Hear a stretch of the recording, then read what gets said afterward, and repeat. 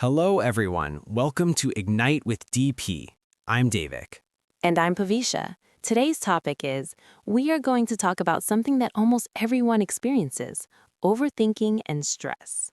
Yes, sometimes our mind becomes so noisy that even small problems start looking very big. Exactly, and if we don't manage it properly, overthinking can slowly turn into stress, anxiety, and mental exhaustion.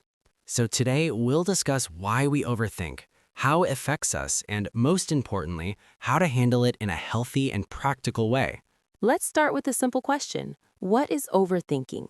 Overthinking is when we think too much about a situation, especially negative possibilities, even when it is not necessary. For example, if your boss calls you and says, "We need to talk," instead of waiting calmly, your mind creates 10 negative stories. Yes, you start imagining worst-case scenarios. Did I make a mistake? Am I going to lose my job? This continuous mental activity creates stress.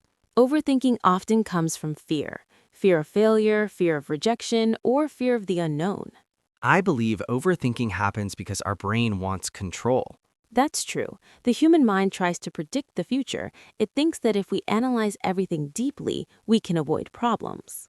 But instead of solving problems, we create unnecessary mental pressure. Sometimes overthinking also comes from perfectionism. We want everything to be flawless. Yes, and when things are not perfect, we start doubting ourselves. This self-doubt increases stress. Another reason is lack of clarity. When we don't have clear information, our imagination fills the gap, usually with negative thoughts. Let's talk about the impact. What happens when we overthink regularly? First, it affects our sleep. Our mind keeps replaying situations again and again. Second, it reduces our productivity. Instead of taking action, we remain stuck in thoughts. It also affects our emotional stability. We may become irritable or impatient with others. And long-term stress can impact physical health, headaches, body pain, or even digestive problems.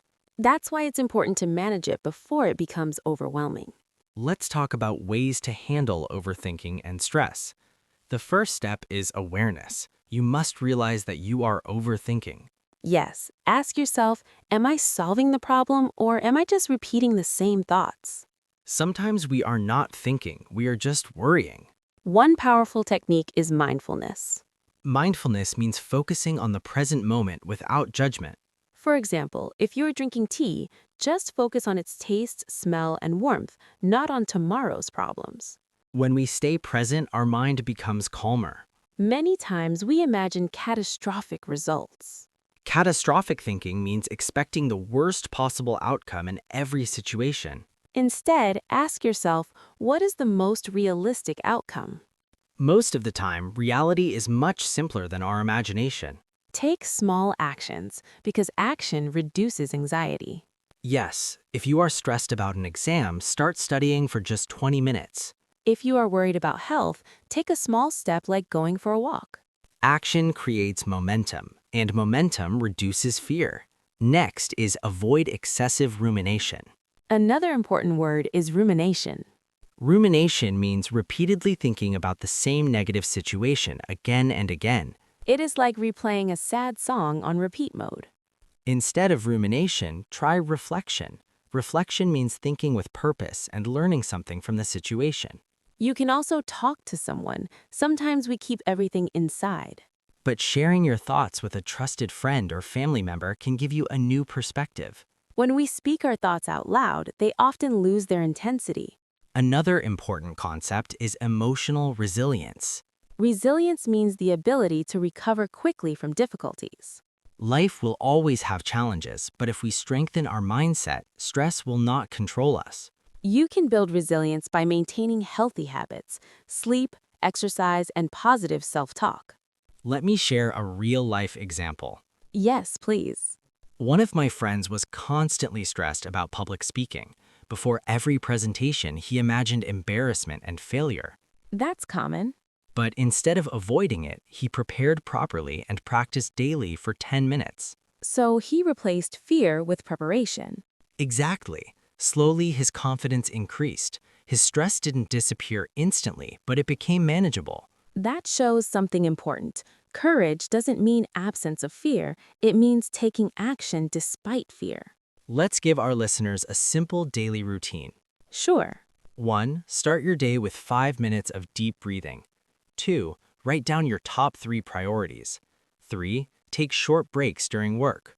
4. Limit social media consumption. 5. Before sleeping, write one positive thing about your day. These small habits create a significant difference over time. So let's summarize today's discussion. Overthinking is excessive and repetitive thinking about problems, mostly negative possibilities. Overthinking increases stress, reduces productivity, and affects emotional and physical health. But we can manage it by being aware of our thoughts, practicing mindfulness, taking small actions, avoiding rumination, building resilience, talking to others.